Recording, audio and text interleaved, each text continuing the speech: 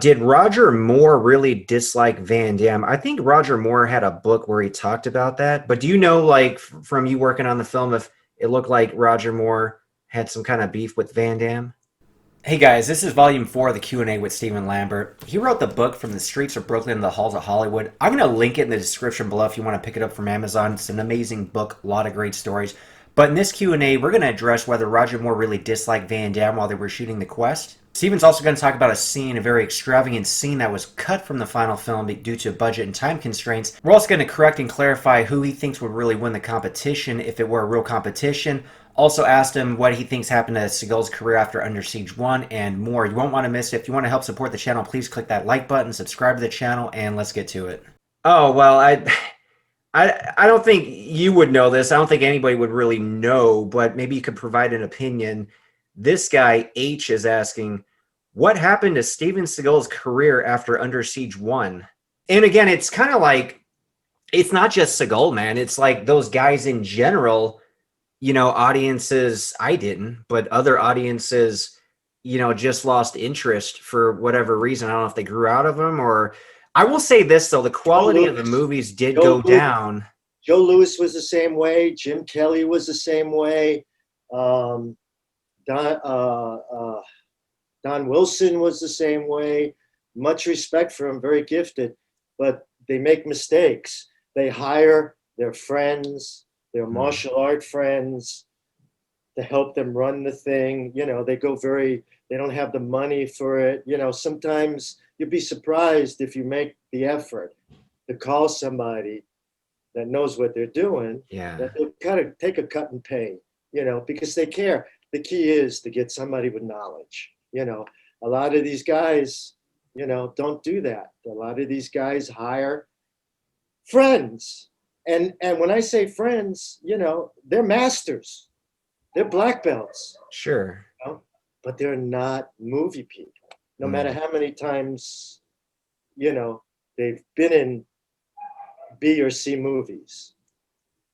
Yeah. Oh, this is a good question. Kind of like more of your opinion. Do you think Steven Seagal can make a comeback in something like Under Siege 3? So like a real comeback in a real movie with like a real budget? I've always thought about this a lot. Not only of Steven Seagal, but to all the others like Van Damme, and the others kind of, went through their lives and their work and they're of age now. The problem that Steven Seagal does, the problem that Van Damme does, is they don't hire the right people. First, and do the right script. Find a good script. It doesn't have to be a script from a famous guy. That's their mistakes. Find a good script that you like and hire a good director that really cares, a good cinematographer that really cares. And since you're an action guy, a good stunt coordinator or a fight coordinator that really cares. And then you'll get something good. And listen to them. I've worked for many guys and I know who listens and I know who don't. And that's their biggest mistake. Yeah. Sylvester Stallone, perfect example. He's a genius. Absolutely. He's the guy that brought himself back, because all those guys kind of died off in the late 90s, just that, genre with the that kind of action hero. And Stallone waited years, not because he wanted to, because he couldn't get funding, to get Rocky Balboa. And that was a start. He did the Rambo after that, the Expendables. So he basically got himself back on, top tier action films because he's so involved. So I was almost thinking with someone like Seagal and maybe even Van Damme to a degree, maybe they've become complacent and they're doing it more for the money and not the passion, unfortunately. And there's nothing wrong with being involved. It's a smart way, but do it the right way. Another question. Heard a rumor that they started running out of cash and paying extra on the Quest.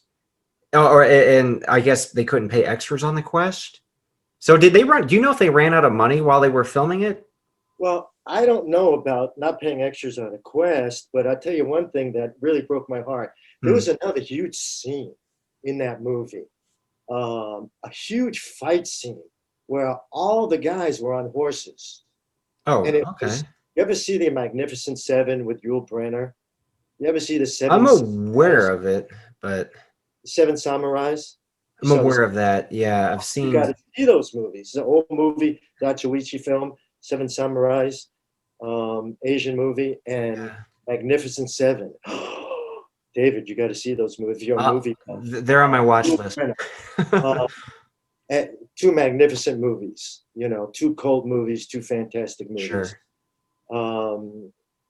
You being that you haven't seen them yet, it's hard for you to understand maybe, but I had this huge sequence and I put it all together and it was going to be like that. The big fight sequence at the end on the Magnificent Seven, except they're all alive.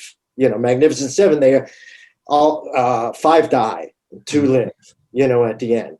But this scene is in the middle of the movie and it's a fight like that.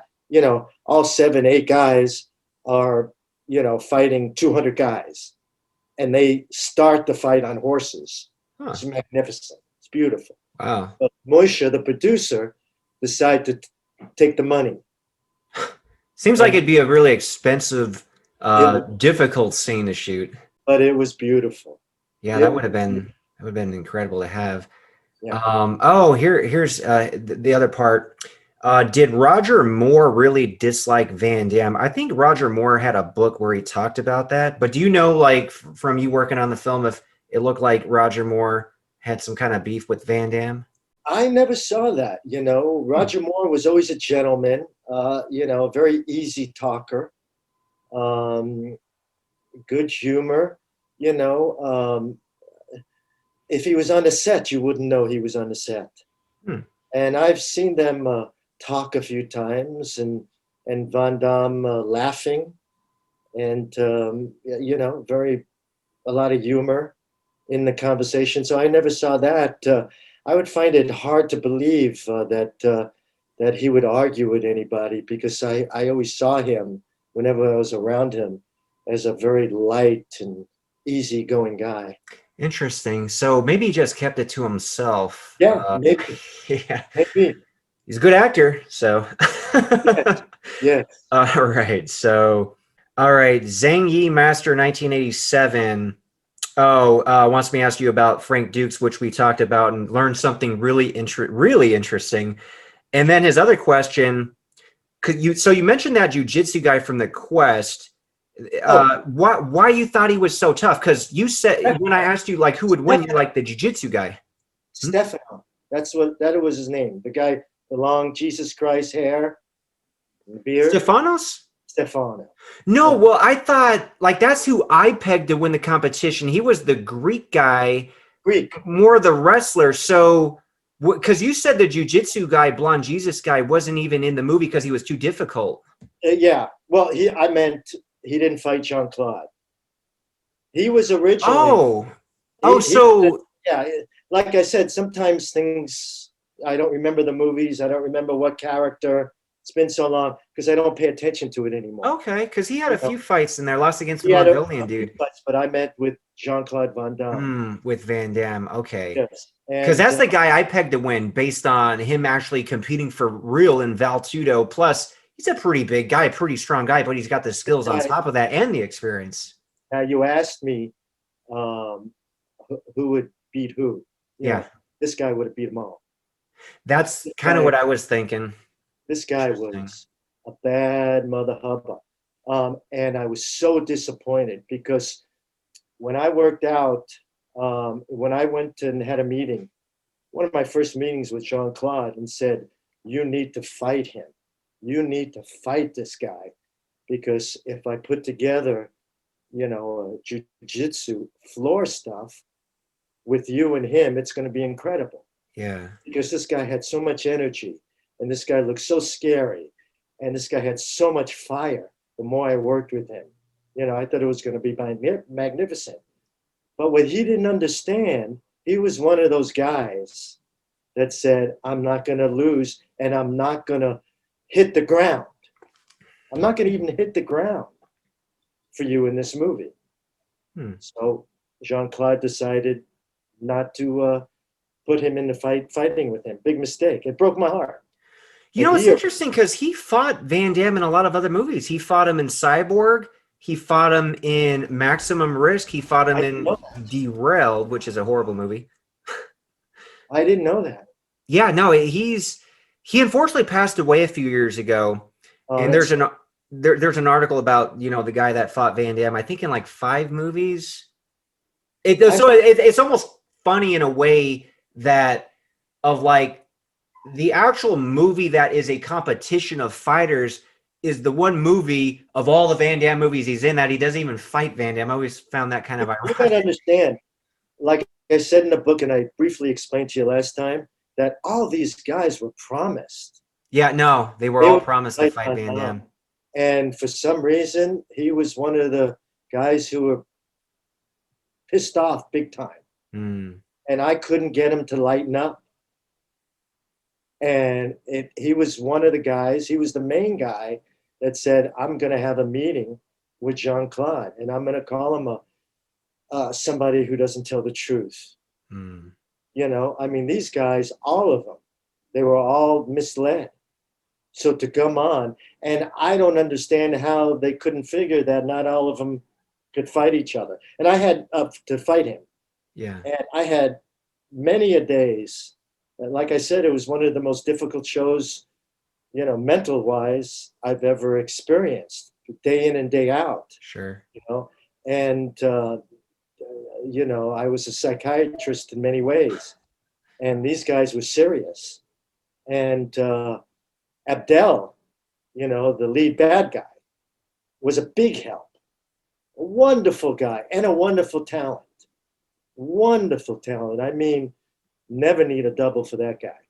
Nice. Never need to tell him twice. He is very gifted. He is a fight coordinator himself. He actually fought heavyweight boxing a few matches. He helped me so much with Van Damme. A number of times. He told him to lighten up because if I lose Steve, you know, at this point in time, you're going to lose a lot of things. Very big help, very good friend at the time. Haven't seen him since, haven't talked to him, but, you know, a very good guy. And he was a big reason why we got all those punches in. Sure. Because he was a good friend of Van Damme. I know he was. Yeah, they grew up together in Belgium. So, you know, he was right by my side many a times talking to Van Damme. And, you know, Van Damme's thick-headed. Nice guy, but thick-headed. Hard-headed. Yeah. But Abdel was really nice. You know, most of them were hard-headed. You know, a few played games, which I won't devolve into talking about the book again. You know, there's a lot of very interesting stories in the book. Sure, absolutely. About one or two of those guys. Yeah, there's really good stuff there. Here's a fun one. Peter, read the part. Peter Mulata, Van Damme's buddy, the guy who had the spurs in Double Impact, the Spanish guy in The Quest. You weren't the biggest fan of him, and we'll leave. Well, I was at the beginning. Yeah, at the beginning, but we'll leave the juicy details for people who read the book. It's good stuff. Yes. Yeah, but a little disappointing for me reading it. I'm like, oh, it's good. Van Damme's good buddy, but I guess it almost makes sense if you read the story of why. But anyway, we won't get into that. Yeah. You got to read the book for that stuff. Yes. Here's a question. Sky Cow Keanu Reeves 321. It's an interesting name. I've talked to this guy on Instagram now. What's your take on MMA and sparring? So what do you think about like mixed martial arts in general? I love it. Yeah? I love it. Yeah. I mean, I watch it all the time. Those guys are awesome. Who's your favorite fighter right now, would you say? I have no favorites. I just, you know, I love to watch it. It's pretty entertaining. I love to watch the women.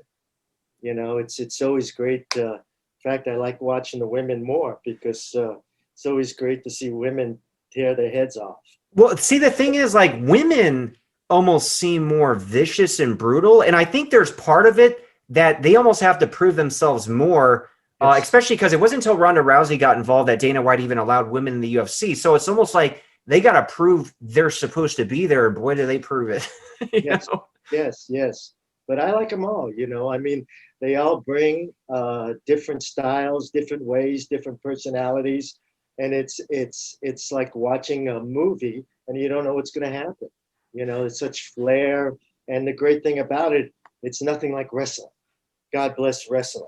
Give you this big flair, and it's not real. Yeah. Yeah. You know, MMA, they give you this big flair, and it's real. It's a wonderful show. It's good stuff. It's good It's the stuff. Roman gladiators, man, with a show. Thanks so much for watching, guys. In the next episode, Steve and I are going to talk about Jason Statham, Hong Kong style action, movies today compared to the 80s and 90s, and also some interesting insight into getting into the stunt business and more. You won't want to miss it, so make sure to subscribe to the channel, and I'll see you guys next time.